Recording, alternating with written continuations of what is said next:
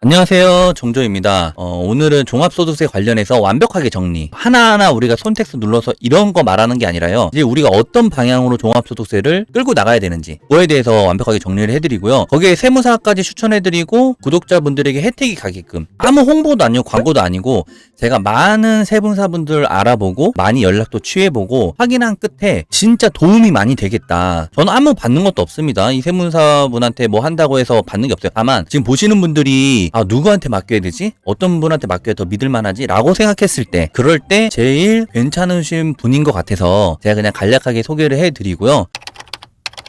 첫 한번 이야기부터 해보죠. 겨우 4만원 벌고 퇴근했어요. 라이더 수입 확 줄었다. 이게 너무 근데 조금 늦은 감이 없지 않아 있죠. 벌써 4월 초부터 우리가 돈이 없었는데 이게 지금 이 정도면 엄청 늦은 상황이잖아요. 하루 배달 15건서 5건으로 줄어. 배달 전용 오토바이 중구매를 늘어. 한 가지 꿀팁 알려드리자면 이런 타이밍에 사면 상태 좋은 오토바이 탈 만한 그런 오토바이가 많이 나옵니다. 25일 오전 서울 관악구의 한 초등학교 뒷골목 스마트폰을 바라보던 라이더 장모 씨는 요즘엔 점심 피크 시간에도 콜 잡기가 만만치 않다라며 웃었다. 이 골목은 콜사, 그러니까 배달 콜이 들어오지 않는 그런 걸 말하는 은어예요. 상황에서 배달 기사들이 모여드는 중간 거점. 예전 같으면 이미 일을 시작했을 오전 10시인데도 라이더 4-5명이 모여 잡담을 나누고 있었다. 2년째 배달 일을 했다던 장 씨는 작년 이맘때 평일 피크 시간 끝나는 오후 2시까지, 그러니까 10시부터 2시까지인 것 같아요. 15건쯤 처리했는데 최근 며칠 연속으로 배달 건수가 5건이 안 된다. 엊그제는 42,000원만 벌고 퇴근하기도 했다. 확실히 그거는 맞아요. 요즘에 많이 느낀 게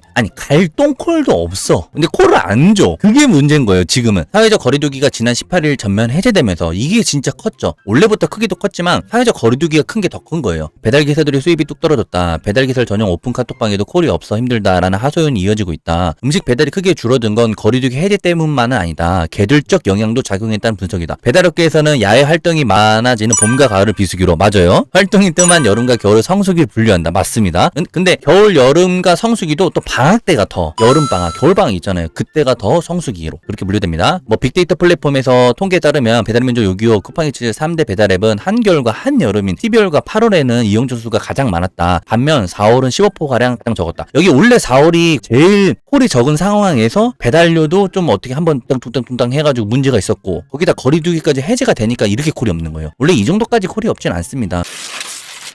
첫 번째 주제를 갖고 왔는데요. 다들 다 힘들고 저도 힘든 상황인데 다들 힘내시고 꼭 끝까지 존버하면 버티면 승리한다. 다만 우리가 작년이나 이렇게 진짜 최고의 콜을 금액을 받기는 힘들다. 근데 지금보다는 많이 나아질 거예요. 그러니까 마음 다잡고 최대한 콜이 없는데 우리가 막 신호위반하고 그러지 말고 안전운행하면서 리프레시 한다 라는 생각으로 조금 더 시간 타고 자기관리 좀 하고 했으면 좋겠네요. 배달 라이더 등 플랫폼 노동자 국세청은 개인 사업자로, 이게 제가 처음에 이 뉴스를 봤을 때 개인 사업자로 되면 좋은 거야? 아니면 개인 사업자로가 아니고 프리랜서 뭐 이런 식으로 되면 좋은 거야? 제가 그 생각을 많이 했어요. 그래서 제가 한번 뉴스를 가지고 와봤는데요. 배달 라이더 등 플랫폼 노동자 국세청은 개인 사업자로 봤다. 해당 당국이 플랫폼 노동자는 개인 사업자라는 유권 해석을 내나 논란이 일 전망이다. 올해부터 사업소득으로 신고한 플랫폼 노동자 등 인적 용역 소득자 일부는 자동적으로 세액 공제 혜택을 받는다. 인적 용역 소득자 입장에서는 낸 세금을 일정 부분 되돌려 받을 수 있을 만큼 이득이 적지 않다. 다만 문제는 세액공제 항목이 개인 사업자에게 적용하는 내용과 동일하다는 점이다. 이 조치가 향후 플랫폼 노동자의 근로자 지위 인정 여부를 둘러싼 법적 판단에 영향을 미칠 수 있다는 분석이 나온다. 제가 이거를 봤는데요. 이게 그 개인 사업자가 되면 좋은 건지 나쁜 건지 좀 아리송하더라고요. 국세청은 원천 소득세율 3.3%를 적용하는 플랫폼 노동자 인적 용역 소득자 227만 명이 지난해 거둔 세금 5,500원을 환급한다고 28일 밝혔다. 대상은 배달 라이더, 학원 강사, 대리운전 기사, 개인 간병인, 목욕 관리사 등 서비스업 종사자다. 2020년 수입이 2,200만원 미만이면서 지난해 수입이 7,500만원 미만인 이들이 환급을 받을 수 있다. 대상자는 다음 달 1일부터 국세청 홈택스 모바일 애플리케이션 앱을 통해서 환급액을 확인할 수 있다. 대상자가 환급 계좌를 등록하면 환급 절차가 완료된다. 개인 사업자가 되면 세금 환급이 가능한 이유는 대상자 소득의 필요 경비와 본인 공제를 적용한다고 되어 있는데요. 이렇게 되면 공제액이 커지면서 세금 부과 기준인 과세 표준이 감소하는 효과가 있다. 국세청에 따르면 지난해 1,800만 원을 번 배달 라이더는 원천 징수된 59만 4천 원 중 54만 5,270원을 돌려받게 된다. 소득에서 필요 경비를 공제하고 본인 공제 150만 원까지 적용하면 과세 표준이 220만 8천 원까지 줄어들기 때문에 총 결정세액이 줄어든다는 것이다. 제가 이거를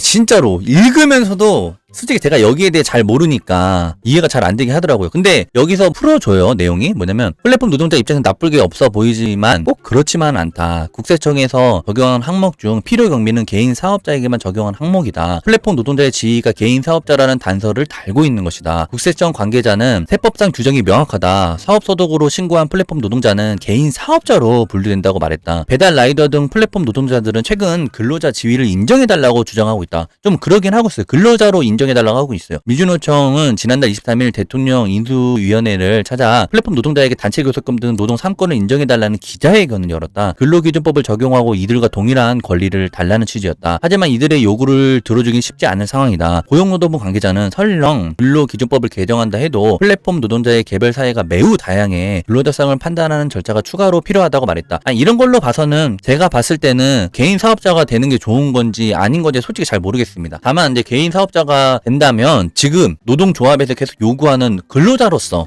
이걸 혜택을 받을 수 있는 거를 개인 사업자로서 만약에 완전히 봐버린다면 그건 안 되지 않을까. 그러면서 장단점이 아마 이제 나올 것 같아요. 향후 법적 논쟁도 불가피한 상황인 것이다. 이 경우 일부 플랫폼 노동자를 개인 사업자로 본 국세청 해석이 인정 여부를 가르는 잣대가 될 가능성은 무시할 수 없다. 다만 국세청 관계자는 계약서에 따라 근로소득세를 내는 플랫폼 노동자, 그러니까 그런 노동자도 있는 만큼 전체를 개인 사업자로 보는 것은 아니다. 라고 말을 해서 좀 애매한 상황인데요. 제 개인적으로는요, 개인 사업자로 되는 것보다는 근로자로 인정받는 게 더 좋을 것 같아요. 소득세 환급 민간 플랫폼 대리인 필요 없이 국세청이 직접. 여기에 내용이 있어요. 뭐 간단하게 보면요, 손택스로 혼자서 해도 되고요, 3.3 프로그램이나 세이브이 프로그램에 수수료를 내고 해도 돼요. 국세청에서는 민간 플랫폼 대리인 필요 없이 뭐 직접 해준다고 하는데요, 제가 이거를 봤는데 직접 해준다는 거 믿지 마시고 자기가 하는 게 좋아요. 세금 환급을 전문으로 하는 민간 플랫폼이 등장해 세무 대리계에 논란이 일고 있는 가운데 국세청이 사상 처음으로 플랫폼 노동자들에게 직접 세금을 환급해준다. 솔직히 우리가 찾아서 하면 더 많이 세금을 환급해주지 절대 그렇지 않습니다. 홈택스로 그냥 이용해도 진짜 쉬워요. 배민 관련해서 유형에 따라서 엄청 쉽습니다. 국세청은 올해 처음으로 플랫폼 노동자 용용 소득자 227만 명에 대해 소득세 환급금 5,050억 원을 찾아 환급해준다고 28일 밝혔다. 환급 대상자는 올해 납부할 종소세보다 3.3% 원천 징수된 세금이 많은 단순 경비율 적용 대상인 인적 용용 소득자로서 수입 금액이 2020년 귀속 2,400만 원, 그러니까 2년 전에 2,400만 원 미만이어야 돼요. 그러면서 2021년도에는 7,500만 원 미만인 경우에 아마 자동으로 해주시는 것 같아요. 그래서 아까 전에 말한 것처럼 뭐 배달 라이더 뭐더 이렇게 돼서 하는 건데요. 기사를 보면 뭐 국세청이 뭐 자동으로 뭐 환급해준다 하는데 그렇게 하지 마시고 이제부터 설명해 드리는 내용을 간단하게만 딱 듣고 내가 뭘 해야 될지 안 해야 될지를 판단하세요. 그냥 이건 엄청 쉽습니다. 이제 마지막 내용입니다. 종합소득세 관련 완벽 정리예요. 네, 오로지 구독자분들 보시는 혜택이 가게. 이게 홍보나 광고 절대 아닙니다. 제가 알아봤을 때 엄청 괜찮아가지고 그래서 알려드리는 거예요. 일단 이거 보이시나요? 딱 그냥 간단하게 일단 먼저 말씀드릴게요. 세무사가 신고대리가 불필요가 있고 세무사 신고대리가 필요한 게 있어요. F하고 G 유형으로 뜨면요, 그냥 자기가 홈택스나 하시면 됩니다. 다만 제가 알아본 바로는요, 그래서 자기가 정확하게 자기 상황을 입력을 한다면 홈택스에서도 되는데 그렇지 않을 경우에는 3.3 프로그램이나 세이브이 프로그램보다 홈택스에서 하는 게 돈이 덜 나올 수가 있어요. 어렵진 않은데 그걸 잘 못하시는 분들은, 혹시라도 빠질 수 있는 분들은 이런 프로그램이 있는데 전 이건 추천하진 않습니다. 다만 이런 프로그램이 있다고만 말씀드리는 거예요. F하고 G 유형은 지금 방송 보시는 분들 그냥 머릿속에 딱 드세요. 홈택스 가자, 자기가 혼자 하자, 그겁니다. 다른 거 다 필요 없어요. 홈택스 가서 자기가 혼자 하시면 됩니다. 그게 제일 좋고, 뭐 혹시라도 나이가 많이 드셔서 나 그래도 좀 짜증나 그러면 수수료도 얼마 안 나와요. 뭐 몇만, 한 2, 3만 원? 뭐 얼마 자세한 건 모르겠어요. 3.3하고 세이비 프로그램이. 아니면 이렇게 확인해 보셔도 돼요. 제가 아는 발로, 그러니까 확인해 본 바로는요. 세이브이 프로그램이나 뭐 3.3이나 결제하기 전까지 딱 금액이 나와요. 근데 그 금액을 보고 내가 홈택스 금액을 보고 비교를 한번 해보세요. 비교를 해보는데 3.3이나 세이브 프로그램이 결제하기 전에 말하는 거예요. 근데 이거는요. 결제하기 전에 그게 만약에 돈이 나와 있는 사람들도 있더라고요. 환급액이. 근데 그거를 결제하기 전에 확인을 하고 내가 홈택스에서 아무리 눌렀는데도 안 돼. 돈이 이렇게 안 깎여. 그럼 세이브 그냥 맡기고 그 수수료 대비해서 뭐 3.3이든 이렇게 맡기고 다른 분들은 그냥 갔네? 그럼 홈택스에서 하시면 됩니다. 근데 저는 다만 그냥 홈택스에서 하는 걸 추천드려요. 별로 어렵지 않습니다. 근데 이런 프로그램도 도움을 받을 수 있다 말씀드리는 거예요. 그러면 이제 A, B, C, D, E까지 여기 중요해요. 112님 근데 궁금한 게 있는데 몇 월부터 측정을 하는 건가요? 몇 월부터 측정이 아니라요. 2021년도 내용을 측정해서 보내줬을 거예요. 카톡으로. 그거 확인하면 자기가 무슨 형인지 떠요. 만약에 카톡이 안 왔다고 하면 홈택스나 그런 데 가서 자기 한번 확인해보세요. 신고도움 서비스를 누르면 자기가 무슨 형인지 국세청에서 아예 정해놨어요. 그래서 그걸 보시면 돼요. 보통 이렇게 말씀하시는 분들이 있어요. D형인 경우에 대부분 해요. 근데 E형인 경우에는 이게 뭐 해야 되나? 이렇게 생각하시는데요. D하고 E형은 그냥 맡기는 게 좋아요. 이게 왜 맡기는 게 좋은지 간단하게만 설명해 드릴게요. D하고 E형을 할 경우에는요. 저희가 D하고 E를 그냥 클릭해서 자료 정보하고 해서 올려서 저희가 해요. 그러면 나라에서는 너네 그냥 기준 얼마? 평균적으로 내 뭐 예를 들어 주류비, 오토바이 관리비 이런 내용들의 평균적인 내용으로 그냥 측정해버려요. 엄청 낮게 측정하는데 세무사에 맡기면 세무사에서는 세무사가 보증을 하니까 어느 정도 수준이 높게끔 경비를 인정을 해줘요. 그러기 때문에 돈을 내야 됐던 사람들도 환급을 받는 경우도 있는 거예요. 이건 그냥 기본적인 틀입니다. 세무사가 대신 세금 신고를 하면 나라에서는 세무사가 신고를 해주기 때문에 어느 정도 기준을 우리가 신고할 때 그 기준보다 더 높게, 왜냐면 세무사도 뭐 막연히 할 수 있는 거 아니에요. 제가 썼던 거 다 통장 내용 이런 거 보면서 확인하면서 여기서는 이 정도까지는 그래도 경비로 쳐줄 수 있겠구나 이런 거 다 확인하기 때문에 돈을 받는 거예요. 수수료를. 그런 거 확인해서 그 한도를 올려주고 뭐 해주고 해서 세금을 덜 내고 환급 받는 거지. 우리가 하면요 진짜로 그걸 제대로 다 해야 되는데 그걸 못해요. 오히려 돈 주고 맡기는 게 더 쉽습니다. 그러니까 세무사에 맡기라고 하는 거예요. 근데 제 말을 들었는데도 그래도 싫어. 그럼 그냥 원하는 대로 하세요. 다만 여기서 제일 중요한 거 A, B, C 유형은 그냥 이건 100%예요. 100% 하셔야 돼요. 세무사 추천 있습니다. 광고 아니고요. 홍보도 아니고요. 최소 한 8명 이상은 알아봤어요. 가격도 좀 저렴하고 커뮤니케이션도 잘 되고 해서 뭐 어떻게 보면 콜라보죠. 그래서 말씀드렸죠. A, B, C는 100% 해라. D하고 E도 웬만하면 해라. F, G는 그냥 혼자서 홈택스 하고 싶은데 홈택스도 어려워. 그러면 3.3 프로그램이나 세이브 프로그램을 그냥 사용하시면 된다. 그러면서 이제 알려드릴게요. 이거는 보시면 카카오톡이 ANIMKK입니다. 이제 여기서 신청을 하시고 신청서가 이제 이렇게 뜰 거예요. 이렇게 뜨면 입력하고 하고, 두 번째는 휴가 문의 및 요청 사항에다가 유튜버 정저보고 합니다 라고 하면 더 잘해드릴 거예요. 더 한 번 더 신경 써드린다는 거예요. 왜냐면 저랑 이건 이야기가 된 거기 때문에. 이거부터 먼저 봐드릴게요. 아까 전에 제가 말씀드렸죠. 한 번이라도 더 확인하고 놓치지 않게끔 거기 유튜버 정저라고 꼭 쓰세요. 그러면 정저인 지인분들은 정확하게 해드린다. 유튜버 정저 영상 보고 했다고요. 금액이 어떻게 되냐면요. 제가 이것도 많이 확인했었는데 유형에 따라 어떤 세무사분은 금액이 달라지는 분이 있어요. 근데 이제 연 4천 이하는 11만원, 연 7천 벌었다면 16만 5천 원이네요. 그리고 7천 이상 1억 이하면 22만 원이라고 비유형은